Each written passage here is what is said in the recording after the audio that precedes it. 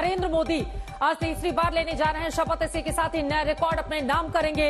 थोड़ी देर का और इंतजार, बड़ी खबर के साथ शुरुआत करेंगे। शाम 7:15 बजे नरेंद्र मोदी पद और गोपनीयता की शपथ लेते हुए दिखाई देंगे और उनके साथ 68 मंत्री लेंगे शपथ।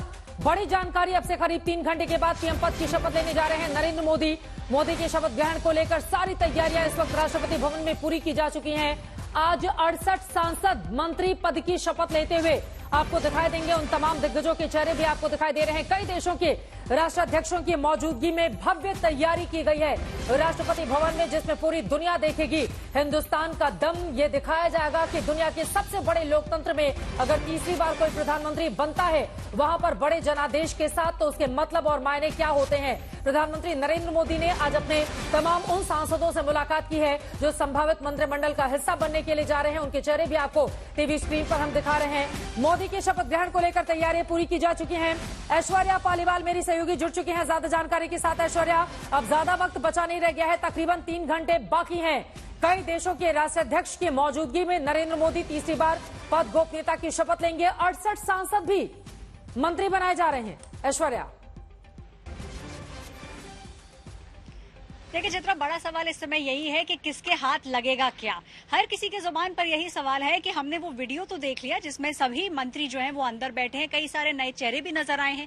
कहीं ना कहीं चित्रा एक बैलेंसिंग एक्ट जो है वो हमें नजर आया है इस बार। और बैलेंसिंग एक्ट इसलिए क्योंकि जो पुराने दिग्गज हैं, राजनाथ सिंह की बात करें तो फिर उनको शामिल किया गया है। अमित शाह जो है वो फ्रंट रो में बैठे हुए नजर आए, तो कहीं ना कहीं चिराग पासवान जैसा एक युवा चेहरा भी पीछे की तरफ बैठा हुआ नजर आया। भारतीय जनता पार्टी जो ये कह रही है कि अब की बार जो वो आगे बढ़ेंगे, जो विकास उन्होंने पिछले 10 सालों में किया है उसी स्कीम को लेके आगे बढ़ेंगे। और कहीं ना कहीं एक बात और प्रधानमंत्री द्वारा कही गई है सभी लोगों को कि आपको अगले 100 दिन का एजेंडा तैयार करना है। सिर्फ एजेंडा तैयार ही नहीं करना चित्रा, उस पर कारगर भी होना है और जल्द से जल्द उस पर कार्रवाई करनी है। तो कहीं ना कहीं ये देखने को मिलेगा कि हो सकता है कि कल से ही सारे मंत्री अपने काम पर जुट जाएं और जो कैबिनेट की पहली बैठक होगी उसके अंदर कोई महत्वपूर्ण जो डिसीजन हैं वो पार्टी द्वारा लिए जाएंगे।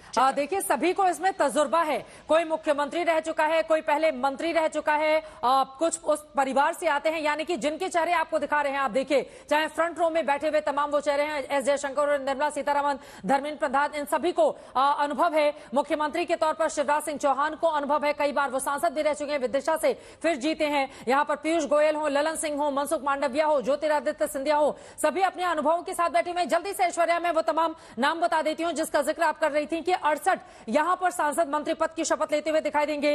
Rajnath Singh, Amit Shah, Nirmala Sitharaman, JP Nadda, Nitin Gadkari, Manohar Lal, Shivraj Singh Chauhan, Jyotiraditya Scindia, Dharmendra Pradhan, Hardeep Singh Puri, doctor S Jaishankar, किरण रिजिजू, रवनीत सिंह बिट्टू।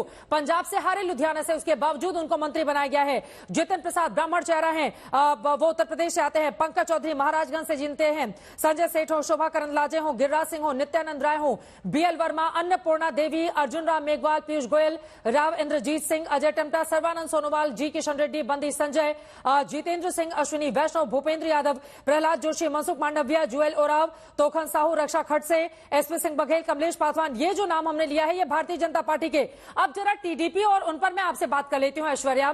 कुल 12 चेहरे ऐसे हैं जिनमें से 2 जेडीयू से, 2 यहां पर टीडीपी से, एक चिराग पासवान, एक हम के मुखिया, ये तमाम वो चेहरे हैं। अनुप्रिया पटेल, एक रामदास अठावले, एक जिनको मंत्री पद में जगह दी जाएगी। तो सहयोगियों को कुल 12 जगह दी गई हैं, 12 मंत्री पद।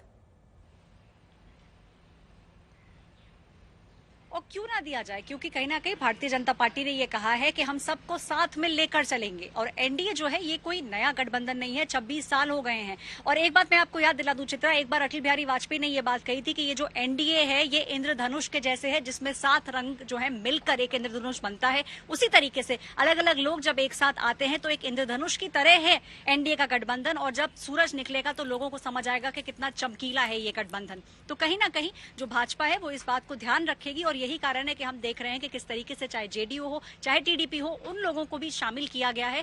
और भारतीय जनता पार्टी ने ये टीडीपी के जो नेता हैं उनको भी कहा है और जेडीयू के नेताओं को भी कहा है कि आप भी धर्म का पालन करिएगा और हम भी धर्म का पालन करेंगे। कहीं ना कहीं अगर आंकड़ों को भी देखा जाए चित्रा, तो ये देखो समझ में आता है कि 240 के बाद भारतीय जनता पार्टी को जरूरत है टीडी जो इनके साथ जो लोग हैं उनकी कहीं ना कहीं उन्हें जरूरत है। और अलाइड पार्टनर्स को भी समझ आ रहा है कि साथ में ही ये गाड़ी चल सकती है। ऐसा नहीं हो सकता कि पहिया अलग अलग हो जाए तो ये गाड़ी बैठ जाएगी। अटल बिहारी वाजपेयी पहले ही जब एनडीए की सरकार उन्होंने बनाई थी तो लिख कर गए थे कदम मिलाकर चलना होगा, कितनी भी बाधाएं आए, और लग रहा है कि वही चीजें मौजूदा वक्त में प्रधानमंत्री नरेंद्र मोदी उन्होंने कहा है जहां कम वहां हम, तो सहयोगियों को खासतौर से ये बड़ा संदेश उनकी ओर से दिया गया है।